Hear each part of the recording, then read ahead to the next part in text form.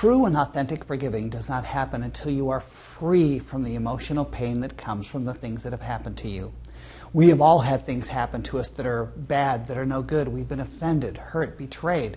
Maybe people have stolen from us. Maybe we have a hard time trusting and having safety with other people because of those things. In this step, we're going to talk about how to heal from those things. And we've been spending a lot of time in the process of authentic forgiving, and this has been on purpose. It is a very important topic. It is something that you should take seriously, and it's something that you should work at because the benefits are enormous. And it is in this step where the healing can be accelerated. You may think that just by saying I forgive you to someone that there's going to be some healing, and that's true. It can work and it can provide you, but the 6 steps that I've outlined to you are very important so that it becomes permanent and becomes something that you don't have to repeat for a specific event over and over and over again in your life.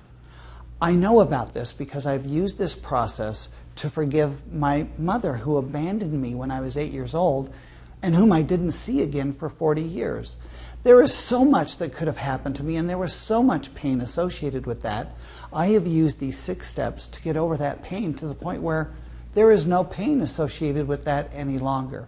And the same can happen for you. Now, remember, I said that time does not heal all wounds. Yes, we've heard that. We've heard it over and over again. But actually, in order for your wounds to be healed, you need to do something. And you have been doing something through this process of authentic forgiving. Today I want to share with you some things that will accelerate the healing, to make the healing more permanent, and so that you can truly feel the relief. Now, some of my clients feel relief immediately. They feel this enormous burden lifted off their shoulders. Some have to work at it a little bit longer.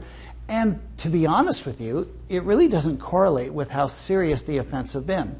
Some people are just more willing to let go, and it's easier for them to let go than others.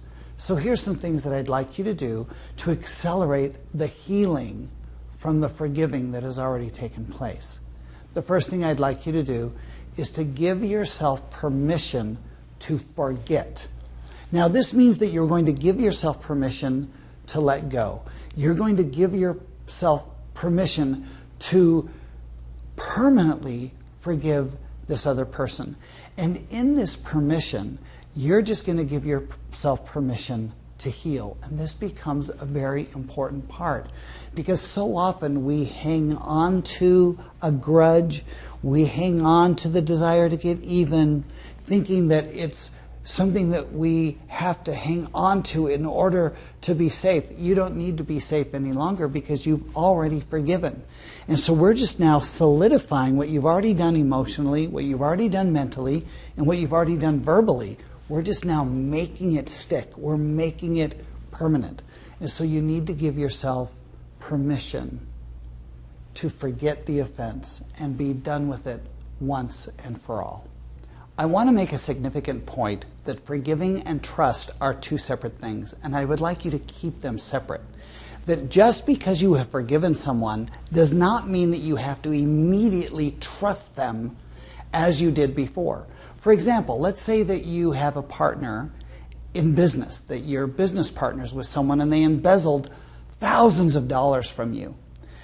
Just because you forgive them does not mean that you should go create another business with them and go into business with them again. It may take some time to trust that person again. So give yourself permission to rebuild that trust and make a separation between forgiving and trust. They're 2 separate things, and it does take time. I mean, another point is just because you've forgiven someone does not mean that they're your best friend. Now, this happens in social situations where someone offends you or does something to hurt your feelings, and everyone around you thinks that once you forgive them, you should be best friends. Well, you don't have to be best friends right away, and you may not ever be best friends again.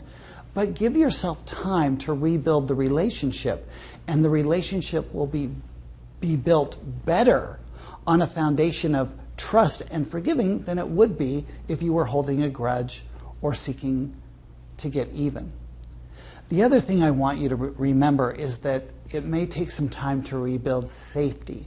And by safety, what I mean is, how are you going to protect yourself from being hurt in the future?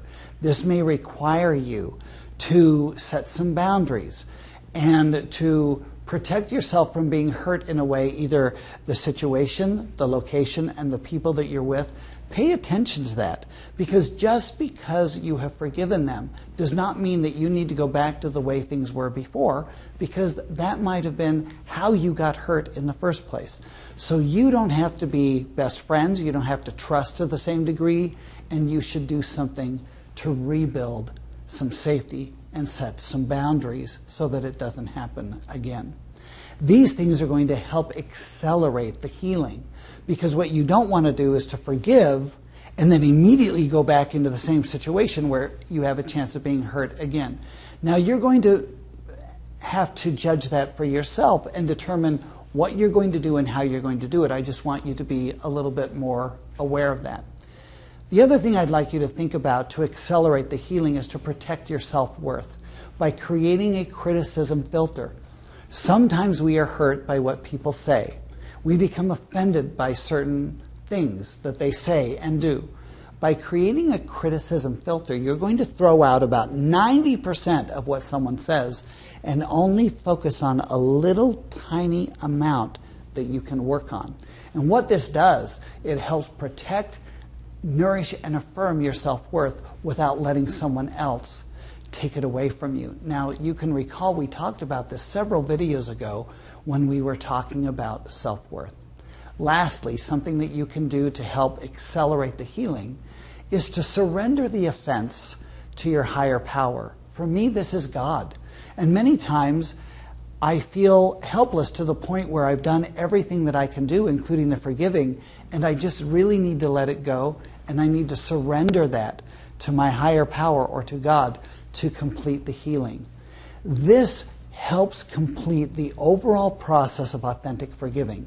It is one of the most important things that you can do for your own happiness and your own well-being, because we are constantly around people who can hurt us, offend us, say things that hurt our feelings, criticize us, put us down, that we're surrounded by negativity.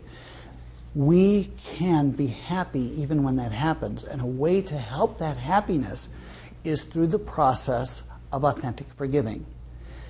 The 6 steps are awareness, becoming aware of how not forgiving has affected your life, creating a desire to rid yourself of the pain, acknowledging and accepting that you are hurt, and giving yourself permission to forgive.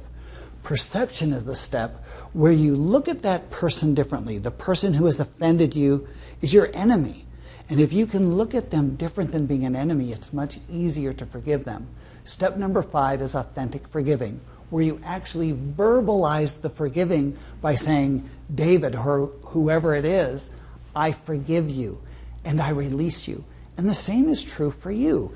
You apply these same steps to forgiving yourself. Sometimes it's very hard to forgive yourselves, but these steps are going to help you do that. And the last step that we've talked about in this video is the step of healing. I guarantee that if you follow these steps of authentic forgiving, your life is going to change. You are going to feel free from the burden that you have felt. And sometimes we feel this burden for so many years. You don't have to feel bad any longer. Just take these steps somewhat seriously. Trust in the process. Have faith in the process. And you can be free from these emotional burdens. You can live a life of authentic forgiving. And whether you have to do it once or 100 times, it doesn't matter. Just create a habit so that you don't have to live with that emotional pain any longer.